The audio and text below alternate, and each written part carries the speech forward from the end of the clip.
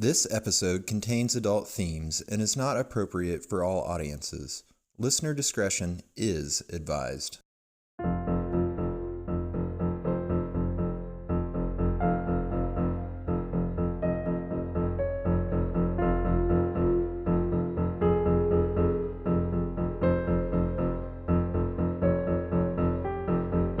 Hello, the world. This is They Will Kill, a true crime podcast. I am Courtney Eck. I'm Sadie Eck. And for those of you who are just tuning in, we are sisters from birth. Sisters. Yep, born that way, remain that way. And we're here to tell you a truly terrible tale today. I'm not going to give much of an intro because it is the saddest case we've ever covered. It's brutal and horrible. And I don't really feel like it's appropriate to banter before a story like this. So strap in and take it away, Sadie. Thanks. Yeah, I like how you said it, the one that we've ever covered and all. Oh, this will be our fifth. But it really is. The rest were a walk in the park compared to this one. Yeah, it's really brutal. So today we're going to talk about the murder of Alianna DeFreeze. Aliana Selena DeFreeze was born on June 12th, 2002 in Detroit, Michigan, to her parents Donisha Cooper and Damon DeFreeze. Donisha described her daughter as bubbly and happy. She was on a special education track at E-Prep and Village Prep, Woodland Hills Middle School in Cleveland, Ohio. She acted much younger than her 14 years. Quote, she still played with baby dolls, Donisha said. Sweetie pie. And yeah, I spent a lot of time looking.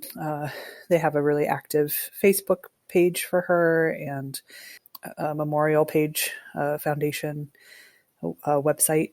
And there's just tons and tons and tons of pictures of Aliana. She just really always was smiling and seemed like a real joy to be around. Yeah. She enjoyed Frozen, Finding Nemo, Glitz dolls, and other, quote, girly things. Her favorite color was purple. She grew up in a family described by a friend named Edward McDonald as, quote, very loving and straightforward. Damon, who is Aliana's dad, was so close to his girls.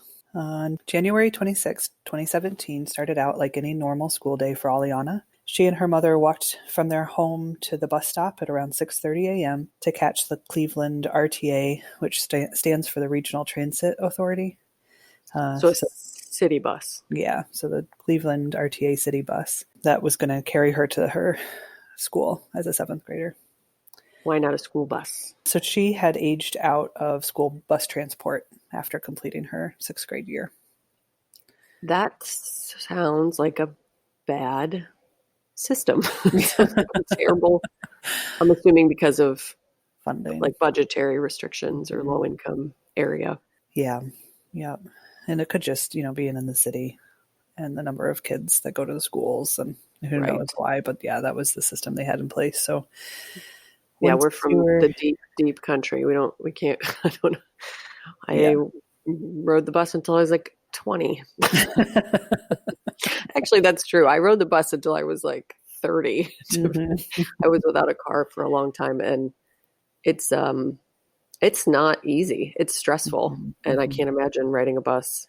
And we're in Portland, Oregon. So take stressful with a grain of salt. Nothing is very stressful in Portland, Oregon, other than figuring out how to compost your fork made out of corn at the farmer's market. But so I can't actually relate to living in a city and taking a bus at 6th grade. But that sounds really stressful and really scary. Yes. She was 14 too, so young. And so Aliana was dressed in her school uniform of tan pants and a white shirt.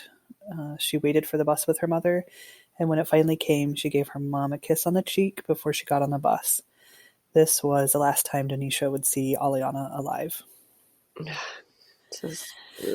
Yeah.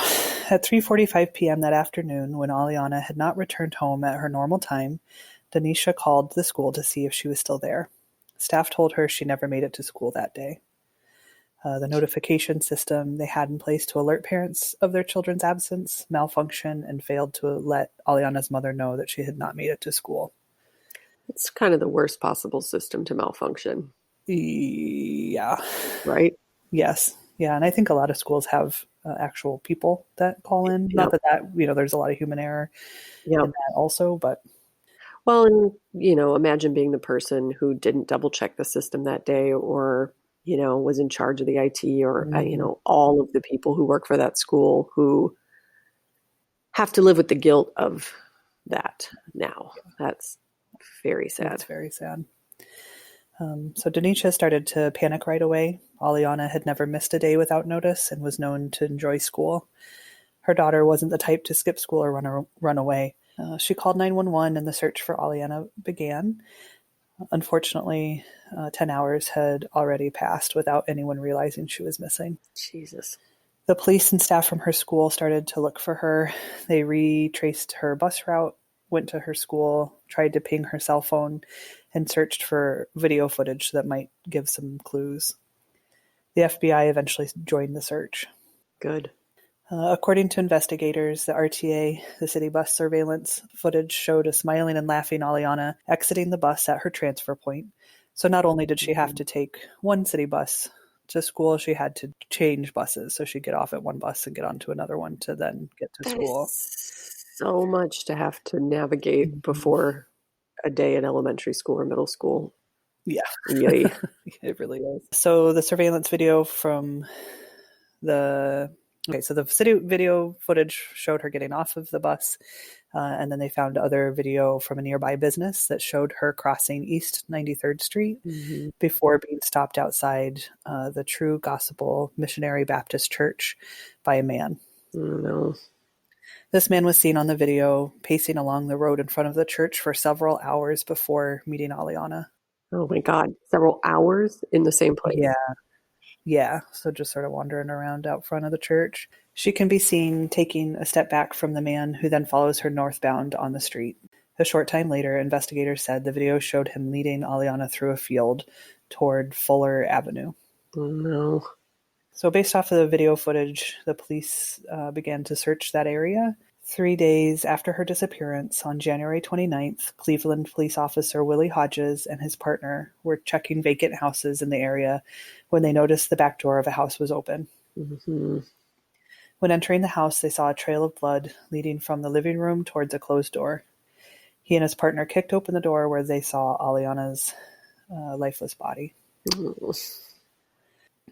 They also found a trail of blood that led into the dining room, where they found several tools, including a Black & Decker drill, Phillips head screwdriver, a nut driver, which is like a screwdriver but for nuts, sort of more round. Nope. And a box cutter. Oh, God. They were laid out on a built-in bench in what was described as a makeshift workstation. The owner of the abandoned home later testified that the tools at the crime scene were his, so he had left them there. Yeah. And I'm not going to get into like the super gory details. Good. Because they're really, really awful.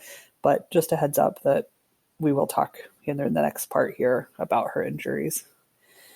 And it's really gruesome, even without the gory details. Yeah.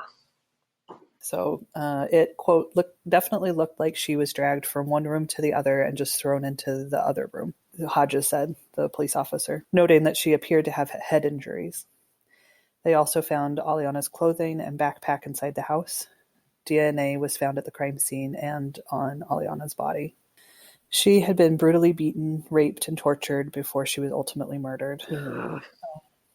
According to the Cuyahoga County Medical Examiner's Office, Aliana suffered multiple puncture wounds to her head, face, and torso that matched the shape of the hand tools. She also had multiple stab wounds to her neck and upper body, along with defensive wounds on her hands and arms that she sustained while trying to fight for her life. Poor sweetie. The coroner says that many of these injuries were inflicted while Aliana was still alive. Oh, no. Yeah. Her injuries were so numerous and severe he couldn't determine the cause of death. God. So yeah, if you really, not that you need to sit and think about that for a minute, but if you really think about what that means for her. No, it's unfathomable for her, for her family. It's just, nobody should ever have to go through that. And the fact that that lives inside of people to do to other people. It's just like, I'll never be able to wrap my mind around it. And I wonder sometimes too, if we're all so obsessed with true crime because we're trying to find the answer and try to understand or wrap our minds around the fact that other human beings are capable of those kinds of things. But I don't know that we'll ever figure it out. I don't think so, unfortunately. No. So on February 2nd, just 4 days after Aliana's body was found, police arrest 44-year-old Christopher Whittaker and charge him with aggravated murder, rape, kidnapping, offenses against a human corpse, burglary, and tampering with evidence. He was held on $3 million bond. Investigators say they were able to link Whittaker to her murder when his DNA matched the DNA left at the crime scene. Whittaker was a registered sex offender, and his DNA was already in the police system for comparison. Thank God they had the video and the DNA. Yeah, right. Well, and it's so quick. I mean, that's one of the only mercies in this whole thing is that within 4 days from finding her body, they had him in custody. Yeah. Thank God. Thank God her parents didn't have to wonder. Right, or the whole town the city to have this sadistic piece of garbage walking around. This was not going to be the last child that he did this to. Nope. Along with the DNA match, police found the laces of the boots Whittaker wore the day Aliana went missing were covered in dried blood. Mm-hmm. A man named Kenneth Chambers came forward. He tells police that he knew the teen from around the neighborhood, but they had never talked. On the day she went missing, he saw a man fitting Whittaker's description, quote, grab Aliana around 6:55 a.m. Oh, no. So he saw it happen. Yeah, and he says he should have called the police, but he wasn't sure of the relationship between the two of them and decided not to get involved. That's always, look, I get it. I'm not a parent and I'm not going to be a parent. And I am very sensitive about not telling people how to parent because I have no concept. But in a case like that, just err on the side of caution. Just call it in and, or go up and ask a question. Worst case scenario, you get socked in the face or somebody that you don't know dislikes you for 5 minutes and you move on with your day and save a girl's life. Yes, absolutely. That is, that sucks. Yep. I know. When I was reading this, it was a good reminder to me because I'm the type of person that really would avoid conflict mostly at all costs, but that you really sometimes have to be brave and do the thing that feels uncomfortable. Definitely. If you're not sure of the situation. Yep. Because otherwise you live with something like that for the rest of your life. And so does her family and so does everyone. Everybody. Yeah. It's one of those stories of like, if this had been different, if this had been different, if this had been different, but, hindsight. Well, and to learn from it, for all of us to check in with it and learn from it. Yep.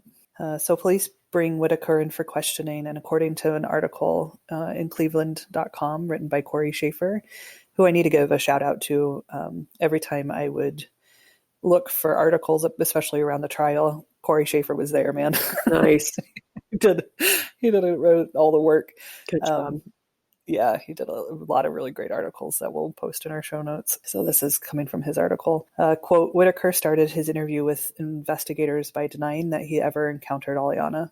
His story changed as Cleveland Police homicide detective Kathy Carlin told him about each piece of evidence that put him closer to the scene of the killing.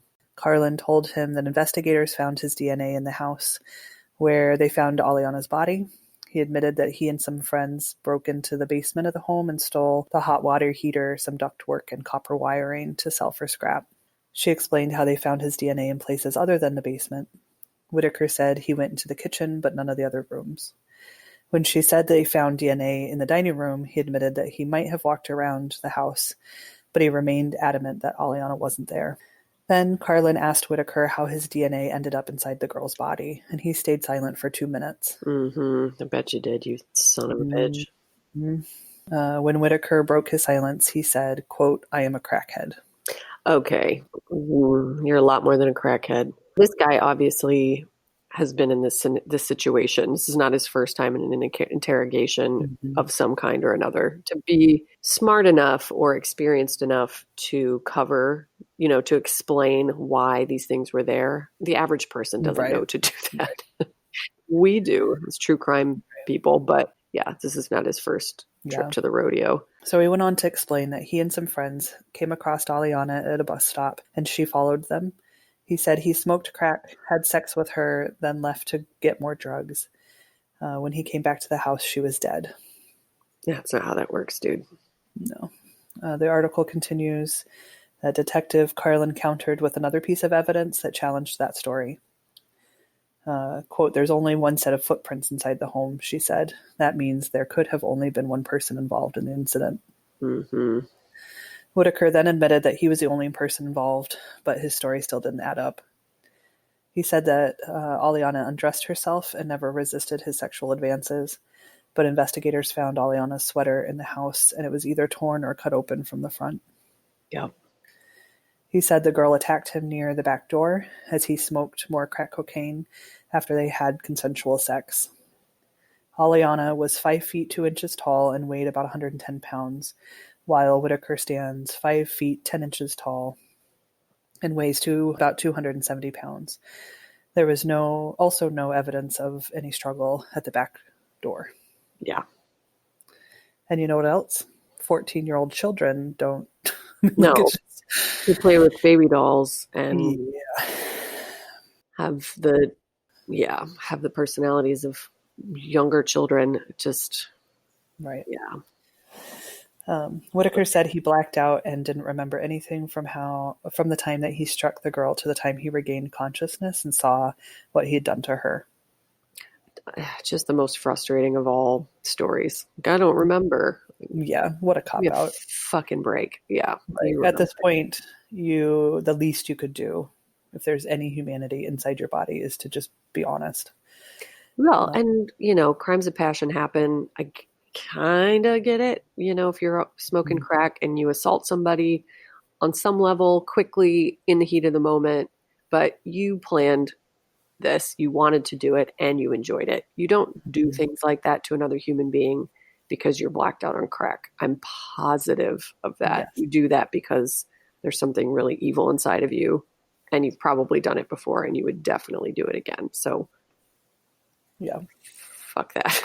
Yeah, right. No, absolutely. And we'll get into the details in the trial, some of the expert testimony, but they talk about how the torture inflicted on her went on for multiple hours. They can't say for how long, but the injuries were so bad that it had to have taken a long, long time. So this isn't just I had to, no. I mean, no, I abducted a girl on crack, and this was planned and sustained.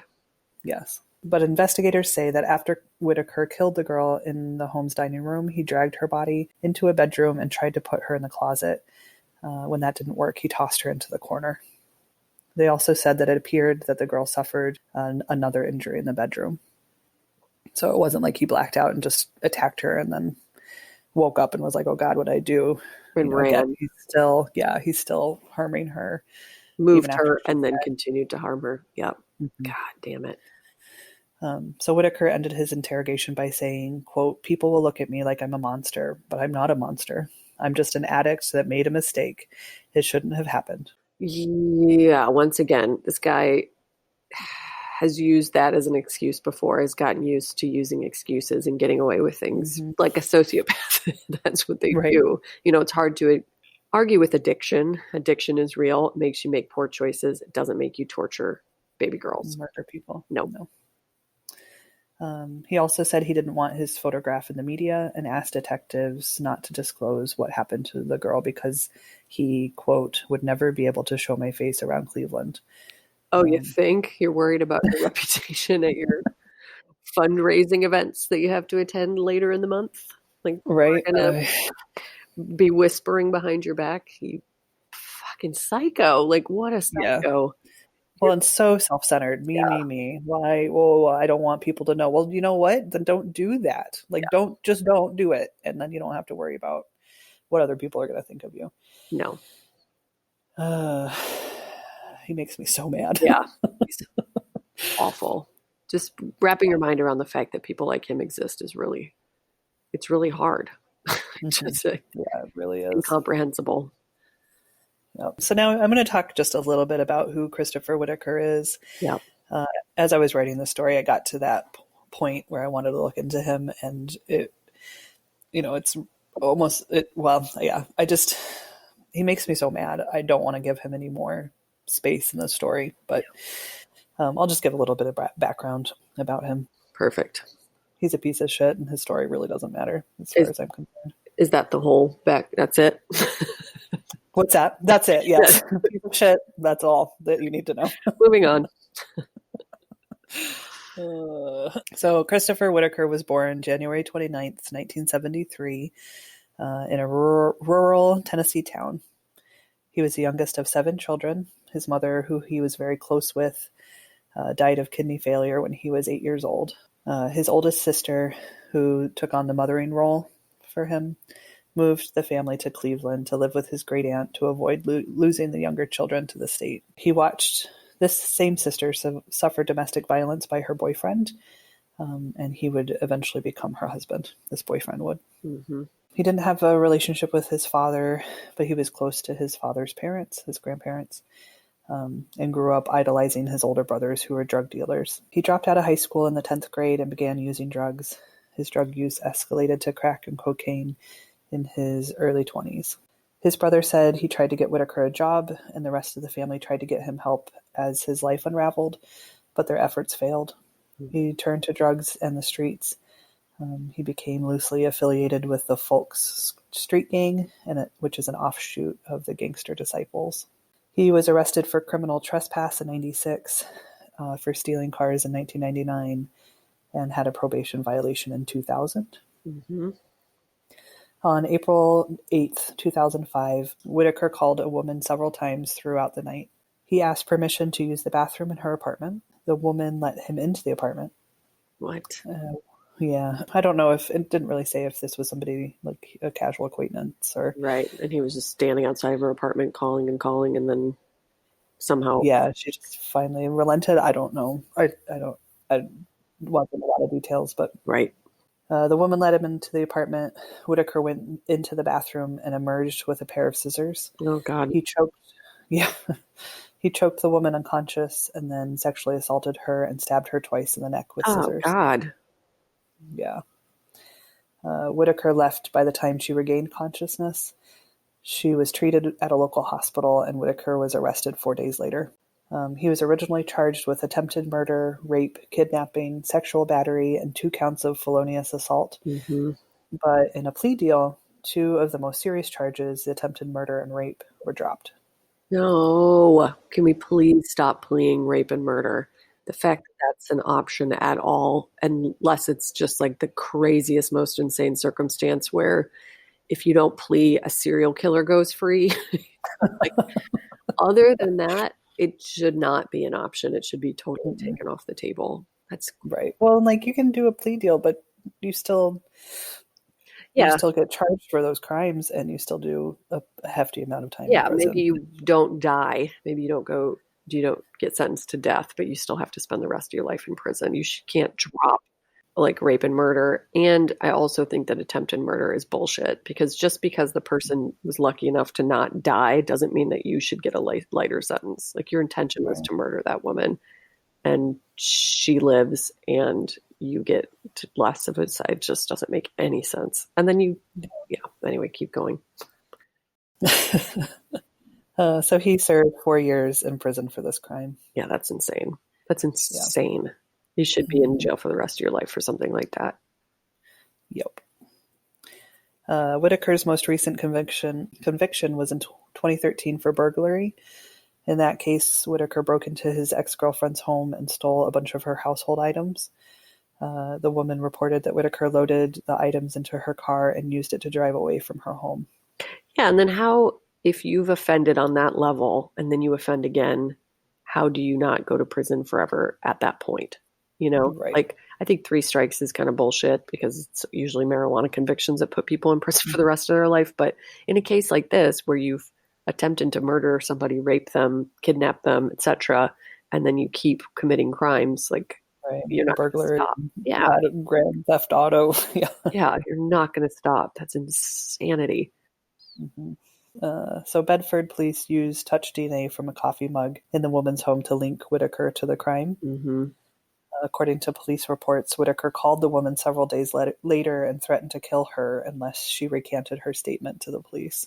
Yeah. He said, quote, "When they find the DNA ain't mine, you'll be sorry."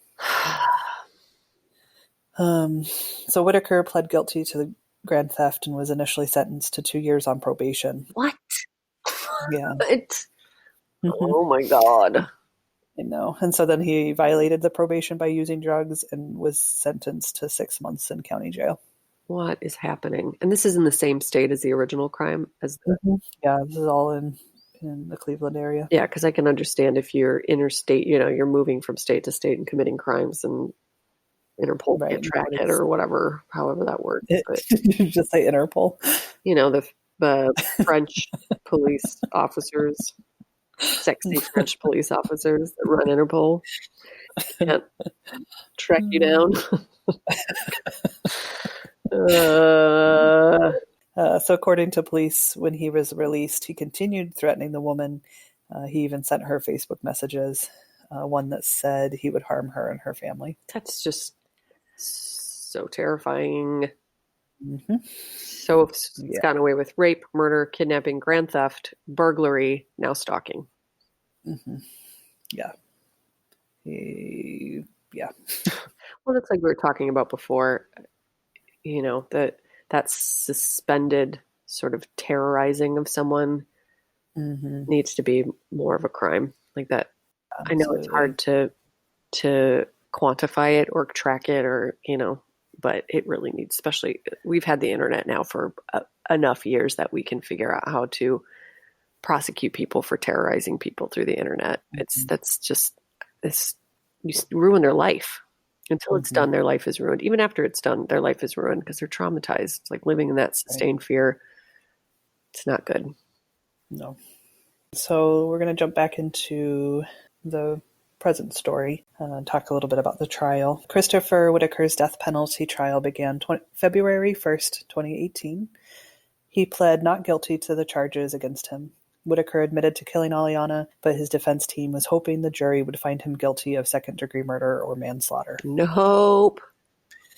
Yeah. The prosecutors argued that Whittaker spent nearly 3 hours walking up and down the Cleveland street, hunting, and found his prey in 14-year-old Aliana.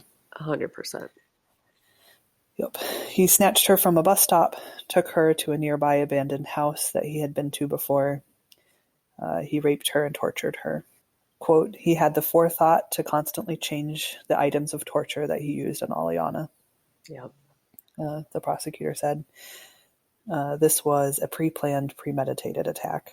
Well, and it sounds like he found the house with the tools ahead of time and knew exactly where he was going to take her and what he was going to do. Mm-hmm. Yep. Prosecutors compared Aliana's wounds to Whittaker's statement to police. Mm-hmm. In which he said he was high on drugs, blacked out, and didn't remember raping and torturing her. No. They said, quote, the scene, the photos, the injuries, they tell you the true story. So the defense attorney told jurors in the closing statement that they had, quote, waved the white flag. Wow. Yeah. He goes on to say there's nothing in this world that could justify the events that occurred in this case. Well, and certainly not, going back to his history a little bit, he had a hard life, there's no doubt, but not hard enough to buy or sell drugs, use drugs, steal things. Like I understand when people have nothing and in an attempt to get something or stay safe, commit crimes. I can completely understand that and totally empathize with that. Doesn't make it right necessarily, but that we put people in a position where they have to fight so hard just to not get hurt or die or eat or whatever. So I can understand that. But this guy,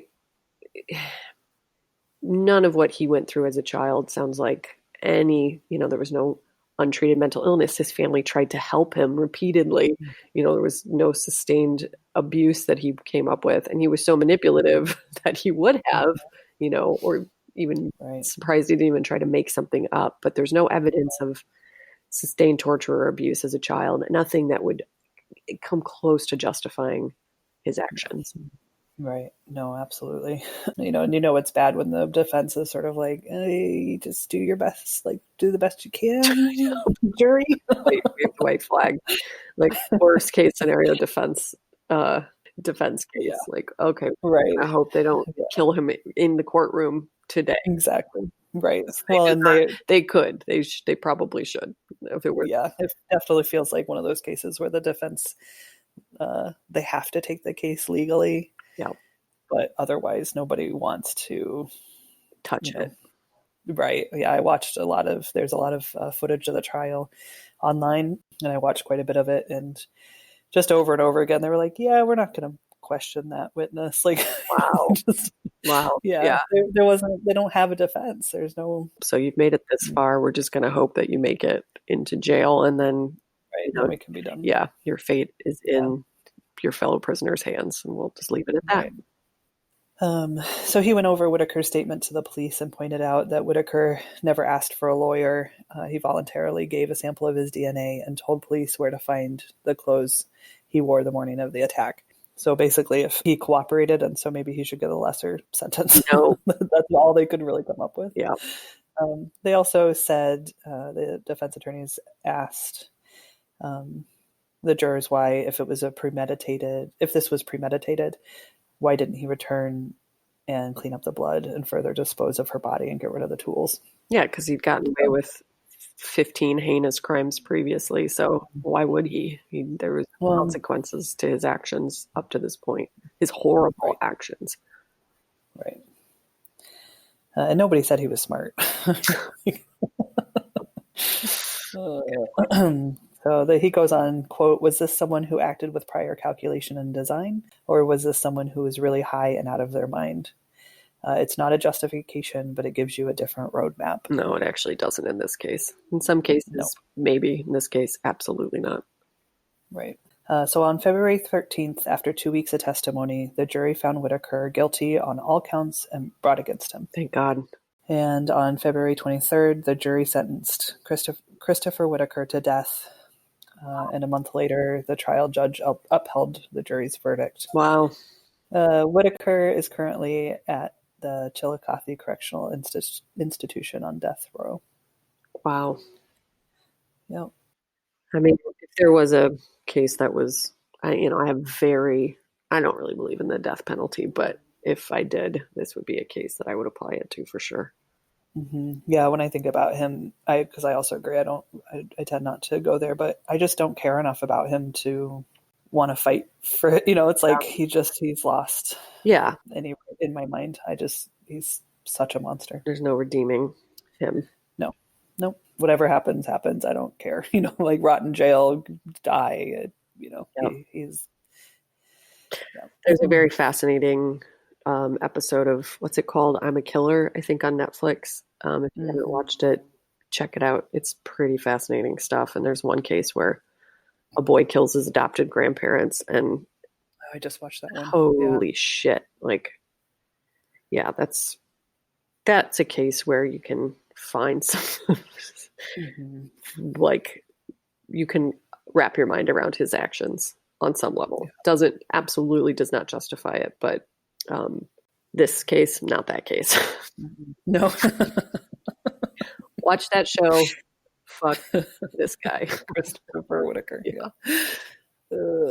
So after the trial, Aliana's mother, Denisha, said, quote, I appreciate the jury for making their judgment and recommendation, but death is too good for him. Mm-hmm. She said this through tears. And I won't believe he has any remorse until he suffers like my daughter suffered. His apology means nothing to me. Yeah, that's fair. Yep. So enough about him. Yeah. I'm over it. Over it. So soon after Aliana's death, her family started the Aliana DeFreeze Let's Make a Change Foundation. Oh, wow. Which according to the website, quote, stands to protect our children while guiding them to a positive educational future. One of our many goals is to provide transportation to the children of families who are indigent and struggle to make ends meet. Another goal of the foundation is to ensure that abandoned homes, apartment buildings, and other dilapidated and condemned structures are demolished. Wow. These structures are being utilized to commit heinous crimes and serve as a nest for numerous illegal activities. They must go. The Aliana DeFreeze Foundation will also make every effort to restore houses to livable conditions whenever feasible. Wow. They are after it. Yeah, no, that's what, I mean, one of the big things I took away from researching this story is that Aliana's family are complete and total badasses. Yeah. I would dig a hole for myself and lay down in it and feel sorry for myself for the rest of my life if I had gone through what they went through, and they did the complete opposite. It was like immediate. They found her body. I'm sure, obviously, they are in terrible mourning still, but they just picked up and said, all right, what do we need to do so this never happens to anyone else? And I was just super impressed.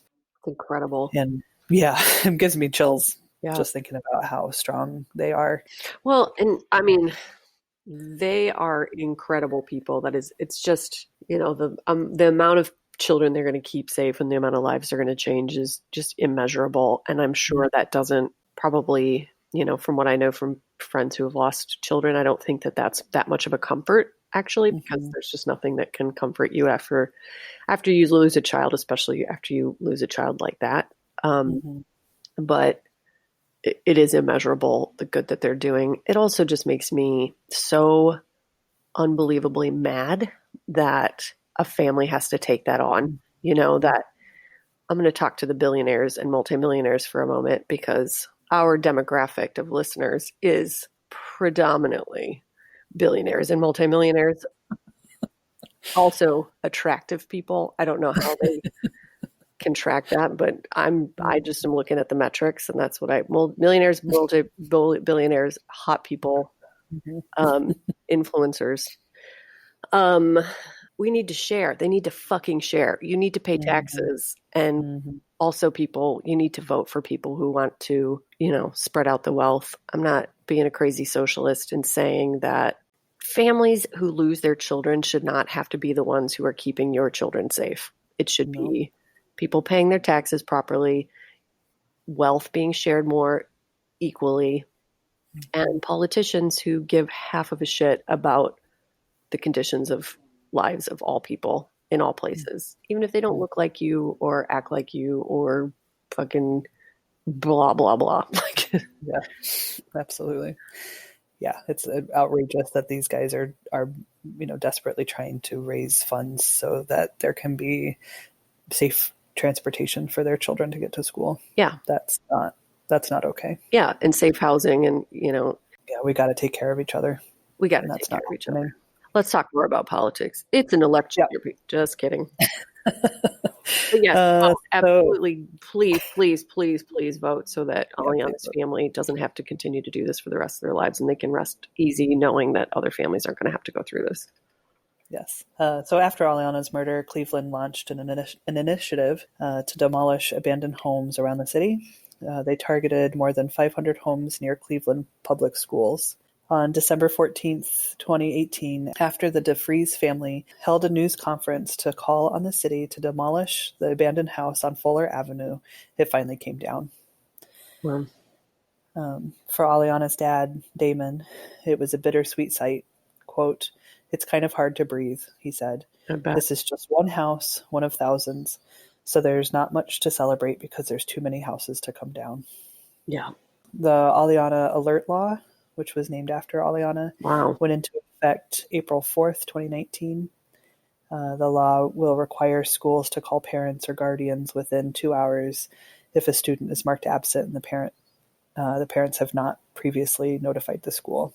That's another thing that this amazing family did. Yeah, I was just going to say, it's like all of the things that went wrong, they've addressed. They've taken care of all of them. Good for them. Right. Yeah. Well, you think about, so she went missing.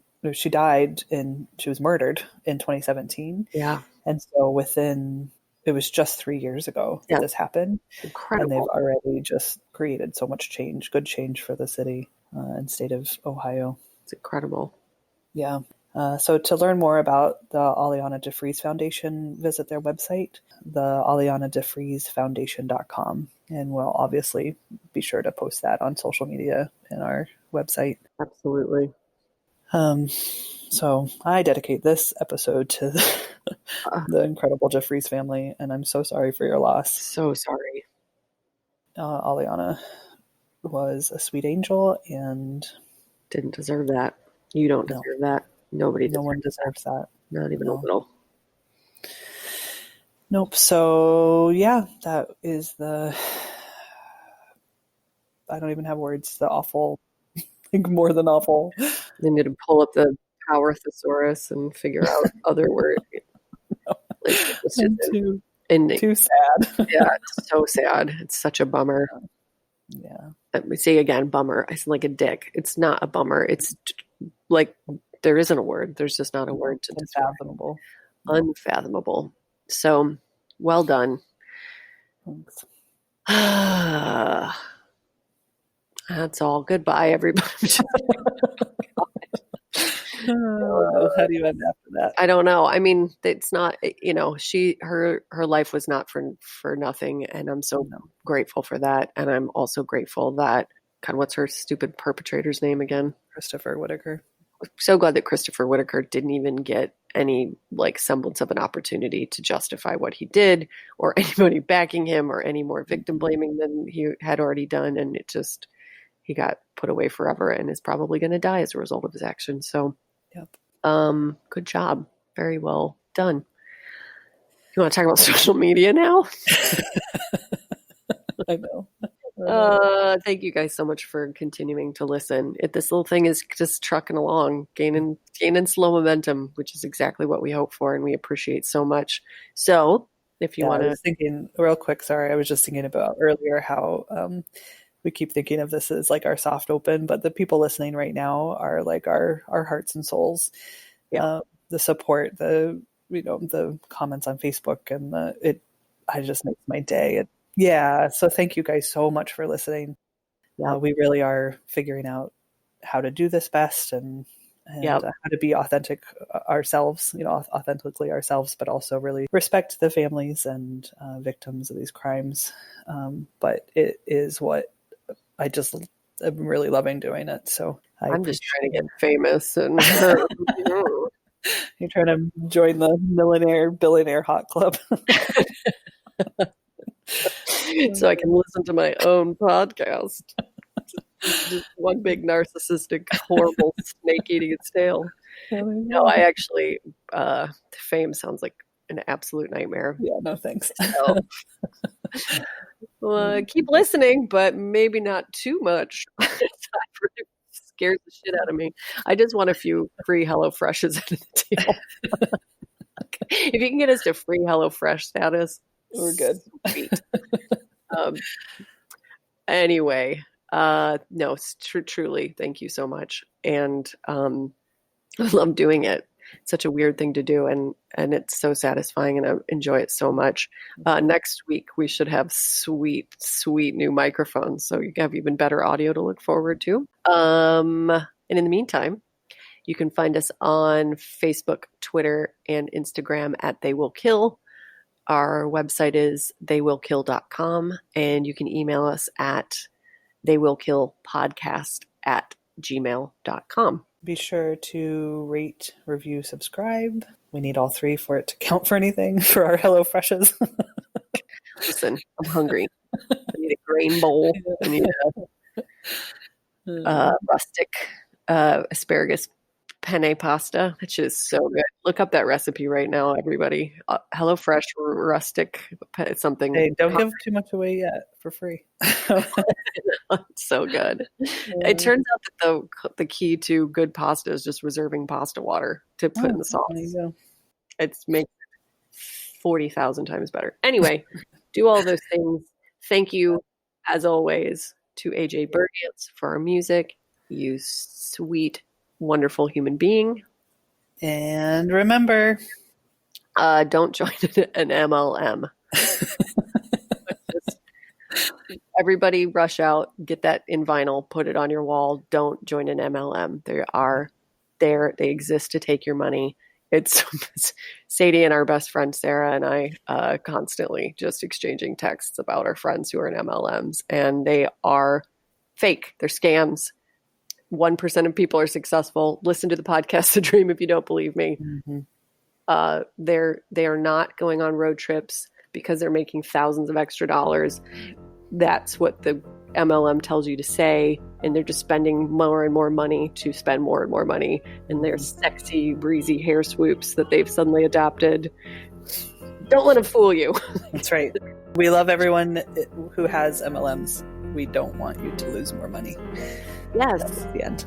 Yeah, and good for you for trying to pursue careers to, side hustles. Do it by all means, but not MLMs. They are garbage. All right. Goodbye. Thank you guys. Thank you so much. Except for MLM makers, founders. Founders. There you go. Founders. Yeah. Everybody else, love you. Goodbye. Goodbye.